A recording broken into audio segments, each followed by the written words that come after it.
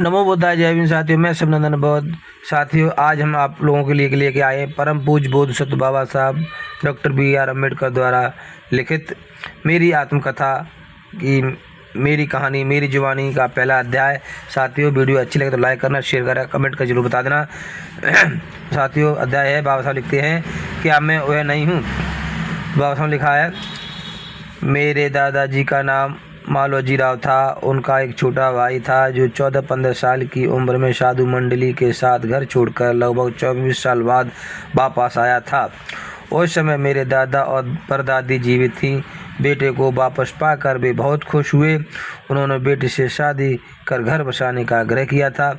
इसी तरह दादाजी ने भी उन्हें समझाने की बहुत कोशिश की, लेकिन साधु कुछ भी सुनने को तैयार नहीं था। वह दादाजी को एकांत में ले गया और बोला, भाई, इतने वर्षों तक तपस्या करने के बाद भी मुझे संतोष नहीं हुआ है, इसलिए मुझे फिर से जाने दो, मुझसे आग्रह मत करो। तब दादाजी ने कहा कि हमें भी कोई आपत्ति नहीं है, लेकिन माँ उनको छोड़ने को तैयार नहीं थी। तब साधु ने बड़े भाई को एक युक्ति सुझाई। उन्होंने कहा, यह साधु इतने वर्षों बाद आया है तो यह तुम्हारा पुत्र है, इसका क्या प्रमाण है। साधु और बैरागी भी जादू टोना करते हैं।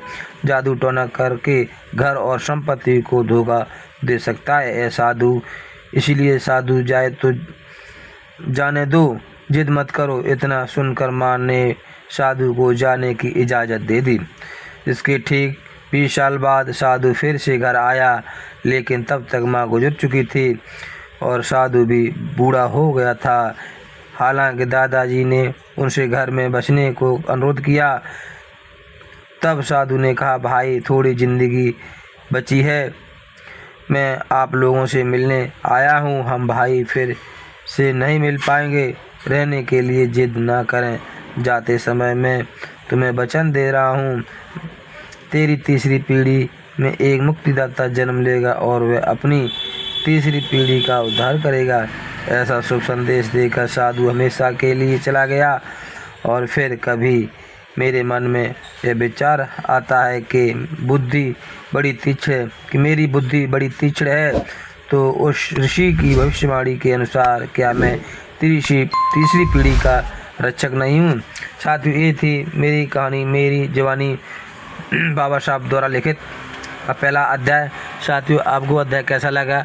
वीडियो को लाइक करें, शेयर करें, कमेंट